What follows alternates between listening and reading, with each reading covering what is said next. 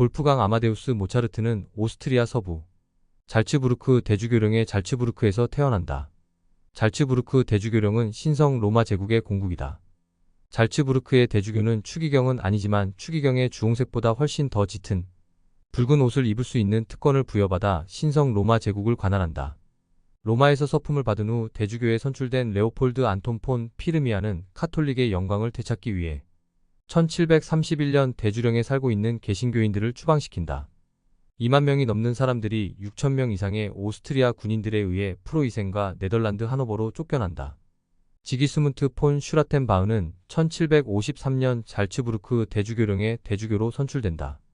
재임 기간 동안 레오폴트 모차르트와 그의 아들 볼프강 아마데우스를 대주교 궁정 오케스트라의 단원으로 임명하고 유럽 전역의 그랜드 투어에 자금을 지원한다.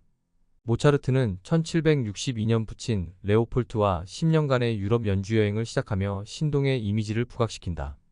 운명의 여름 이파에 들어선 모차르트는 미넨에 이어 오스트리아 비니, 쉔부른 궁전을 방문해 여제 마리아 테레지아 앞에서 신동의 잠재력을 내보인다.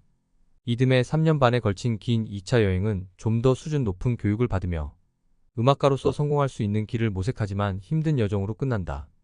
급여 지급의 중단에 놀라 잘츠부르크로 돌아온 레오폴트는 슈라텐바흐 대주교의 심기를 무마하고 모차르트 또한 수석 연주자에 임명된다.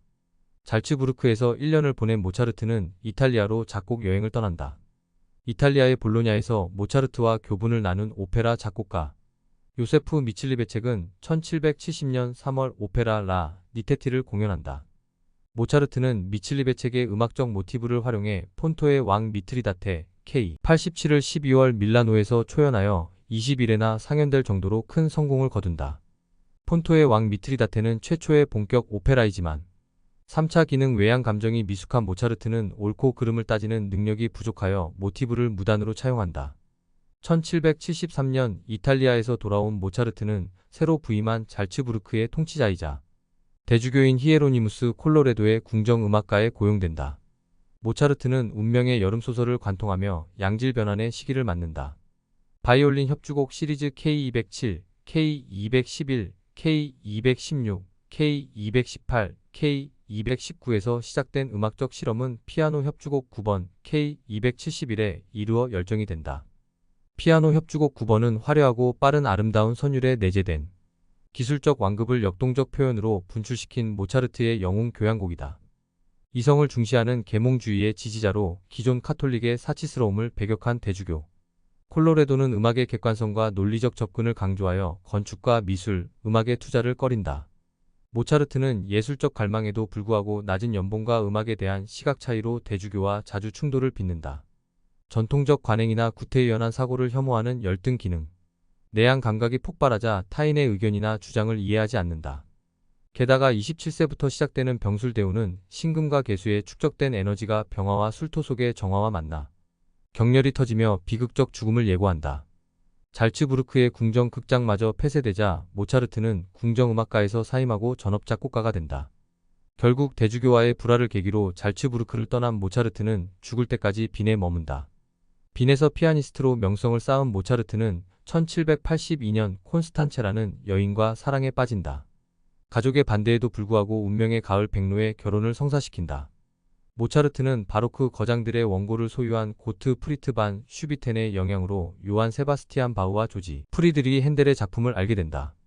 악보에 대한 연구는 바로크 양식의 작곡에 영감을 주어 마술피리의 푸가 악절 과 교향곡 41번 주피터 피날레의 음악적 언어에 영향을 미친다. 모차르트는 러시아 사중주라 불리는 현악 사중주 오퍼스 33의 6곡을 듣고 하이든의 영감이 가득한 음정의 리듬에 충격을 받는다. 하이든 세트로 알려진 현악 사중주 6곡을 하이든에 바친 모차르트는 6곡을 자식에 비유한다. 현악 사중주 17번 B플랫 장조 사냥 K458은 경쾌한 비트의 즉흥적 쾌활함이 당당한 우아함을 드러내다. 느린 템포의 감성에 대위법이 교차되며 발랄함으로 바뀐다.